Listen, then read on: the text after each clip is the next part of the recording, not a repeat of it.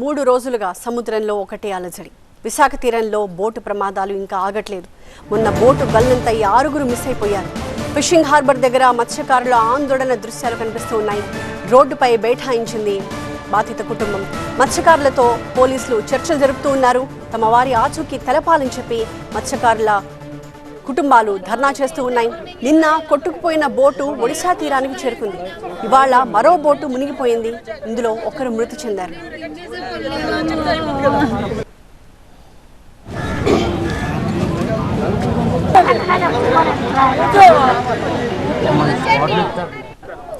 మత్స్యకారులకు సముద్రం కొత్తేమీ కాదు, వేట కొత్త కాదు.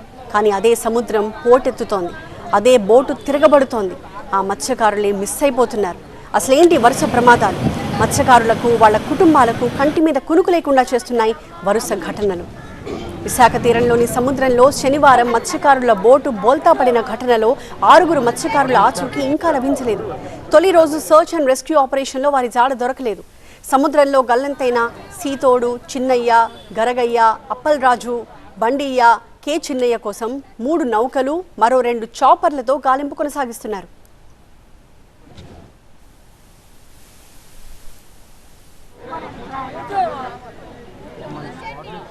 సమయం గడిచే కొద్దీ మత్స్యకార కుటుంబాల్లో ఆందోళన అంతకంతకు పెరిగిపోతోంది.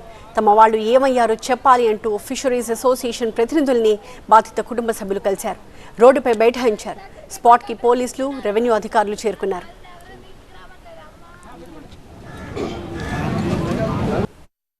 ఎక్కడైతే సీన్ ఆఫ్ ఇన్సిడెంట్ జరిగిందో అక్కడ ఎదుగుతా కదా దొరుకుతారు. లేకపోతే అక్కడ ఆ చుట్టుపక్కల ఒక 5 మైళ్ళు 10 మైళ్ళు డిస్టెన్స్లోనే వెతకాలి. వెతికితే అక్కడ పర్సన్స్ ఎవరు ఐడెంటిఫై అయితే అయ్యే పరిస్థితి ఉంటుంది. కానీ ఎక్కడ చేస్తున్నారు వీళ్ళు? ఎక్కడ చాపర్ ఎక్కడ జరిగింది? నేను మొన్న రాత్రి 10:30కి కలెక్టర్ గారికి మెసేజ్ పెట్టాను.